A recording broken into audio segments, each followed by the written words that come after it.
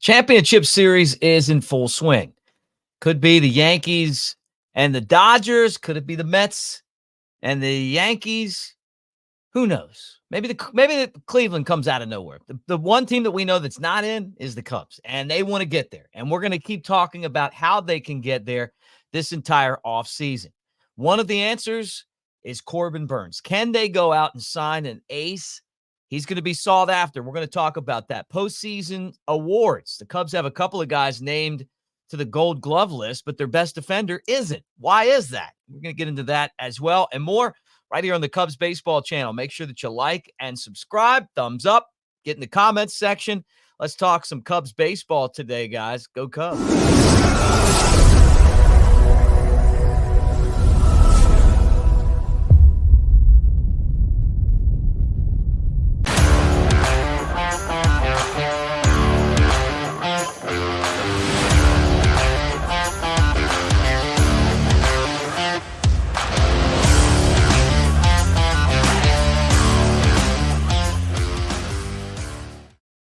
What do you say, everybody? Welcome to the Cubs Baseball channel. I'm Mick Gillespie, and it is a pleasure to have you guys here today.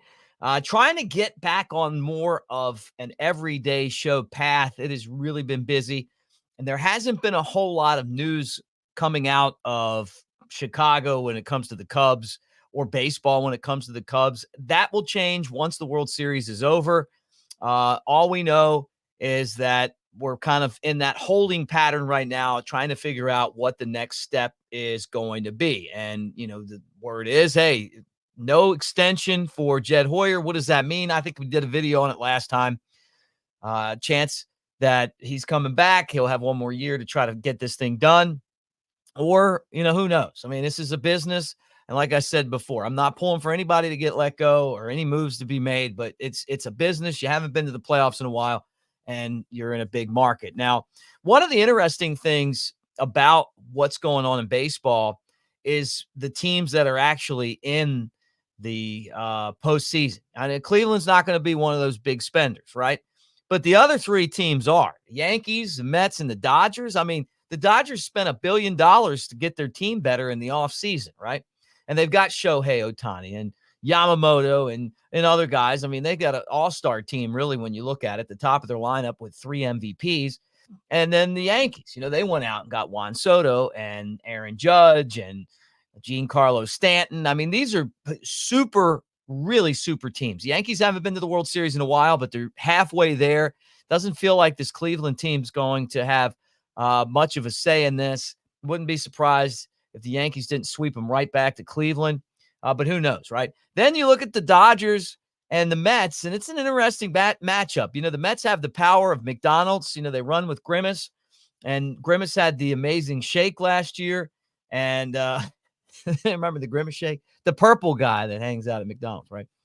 Ever since they had that guy come out, it was like he threw out the first pitch, probably kind of like a promotional joke, and then they've been a really good team. But the Dodgers have the star power. So going to be interesting to see how this goes. But what was interesting to me is that these are the teams that went out and spent a lot of money on their roster. They're high spenders, and now it's paying off. So the Cubs are still in that conversation. They're a top 10 spender, but they're not an elite spender, right? They're 1, 2, and 3. And it feels like where this roster is just short of being good enough to be in this mix, right? And I said it before, they don't have the superstar power. Cody Bellinger, you look at the way that things went for him this year, the money, same type of money that guys like Bryce Harper are getting, and he's not living up to that type of billing. Now, there's other guys that are paid like that, Chris Bryant, and he's been terrible. I mean, and we know all about him. We love Chris, but glad he's not on the roster because he just isn't performing anymore, right? So it could be a lot worse. Bellinger, I'd say he is slightly better than average. I wouldn't say maybe a little better than slightly better than average, but not superstar. And the Cubs need a superstar to plug into this lineup. And we'll see. Those guys are hard to get, and we'll see if someone like that's available. Now, on the pitching side of things, the Cubs could definitely use an ace. You can never have enough aces. I mean, these are the guys that are going to go out there and pitch you into the postseason. I think one adjustment that I felt like the team did last year under Craig Counsell was ask the starters to go a little bit longer than in years past, and that's going to help your bullpen out. You get a guy like Burnes, who Counsell had back in his Brewers days, and then obviously was traded to Baltimore, is going to be a free agent, but this is going to be a bidding war for Burnes. There's every team in baseball has a spot for an ace starting pitcher. So we'll find out, how the Cubs are going to spend, and we'll see how much they're willing to pay for a pitcher. Pitchers do get hurt, but Burnes, who has, obviously stayed healthy, was Baltimore's ace this year, right up and through the postseason. You plug him at the top of the rotation, Justin Steele, and obviously Shota Imanaga, and maybe Jameson Tyone. You got a pretty good starting rotation, and then all of a sudden, maybe some of those younger guys that you had starting, you put them in the bullpen, and your team gets a lot better. The other question is, are the Cubs going to go out and sign a premier closer, somebody that can come in and not blow games, which is one of the biggest issues that this team has? And there's been people asking me, well, if you take the bullpen away from blowing all these games, would they be a playoff team? I think so, but there's too many games where the Cubs don't score for me against the premier arms to make me think that it's just a bullpen issue. And that's why I feel like for this team to really take the next step, they're going to have to go out and get, a bat for the middle of that lineup. And, right now we don't know if Bellinger's opting out or taking the contract. It feels like he might opt out just because the free agent market is so thin. But Scott Boras is his agent, Nick Castellanos. It's like, hey, I'm going to represent myself instead of having this guy as my agent. So I'm curious to kind of see what happens in that front as well. Now, postseason awards, interesting to me. Okay. First off, I think it's really cool that Ian Happ and Dansby Swanson are both Gold Glove finalists again. And they'll announce the 2024 Rawlings Gold Glove Awards on Tuesday, November 3rd at 8:30. Okay. So that's interesting, right? I can't wait to find out if Ian Happ wins another Gold Glove. I mean, he's kind of becoming the premier defensive left fielder in baseball, which I'd say of all the positions, left field is the position where you defensively, a lot of times you'll put guys out there that aren't great defensively, but they hit a lot of home runs, or, you could stack those guys in right field as well. But he's been solid. I mean, watching him every day, he's not perfect, but makes a ton of plays. And then Dansby Swanson, he didn't hit. Obviously, there's a lot of questions about that deal and $177 million for Swanson. But defensively, he's good every day. Now, last year he had the knee injury.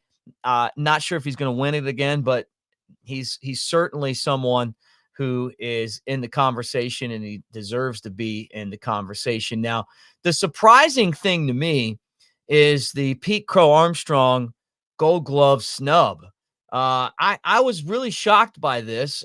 To put Blake Perkins ahead of Pete Crow-Armstrong defensively is pretty ridiculous. And I guess maybe you could say, well, he wasn't the starter at the beginning of the year, but by the time the season ended, he was the starter. And there's not a better defender on the team than Pete Crow-Armstrong. Now, were there some mistakes made? Was he perfect? No, but there was no one better on the team defensively than Pete Crow-Armstrong. He can do things that no one else can do. If Dansby Swanson and Ian Happ are Gold Glovers, then I'm putting Pete Crow-Armstrong, Hollywood, as a platinum glover. And there's a chance that he eventually is the best defender in baseball. You saw it, and we all saw it. Some of the matrix on making plays. And on top of that, what really surprised me is when you talk about the defensive matrix, you compare him to Blake Perkins. I don't even think it's even close.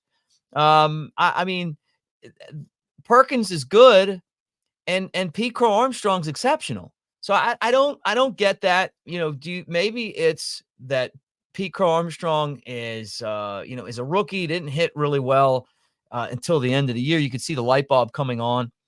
maybe he's too flashy. Maybe the fact that Perkins' team made the playoffs, he's I guess maybe more solid.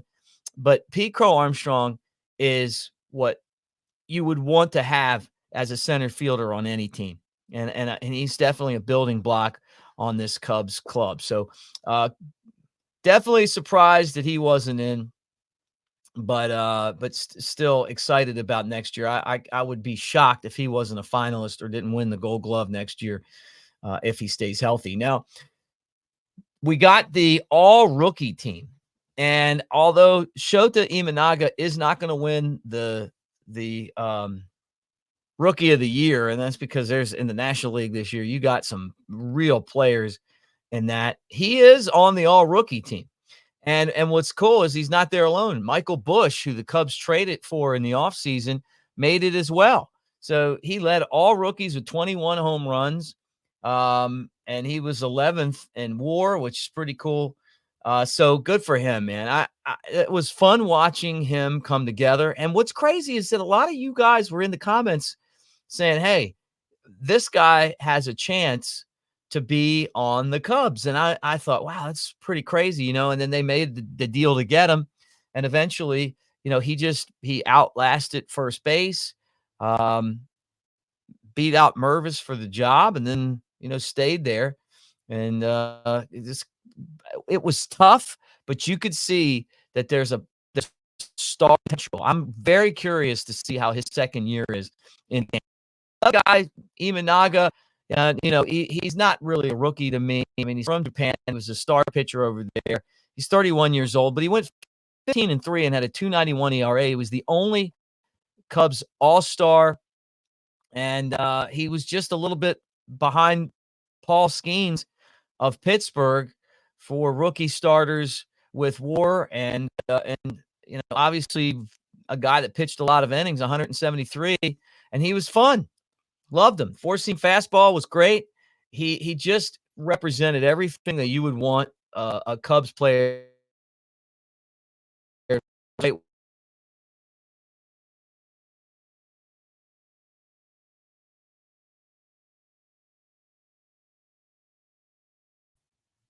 So that does it for the show today. Thanks for hanging out with us. We will get back at it again here soon. Comment section. What do you want me to talk about? You got any show topics? Throw them in there.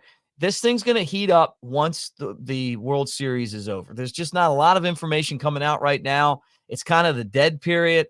And then all of a sudden, you got moves and other stuff that happen once the deadline ends. So we'll thank you for hanging out with us, and go Cubs.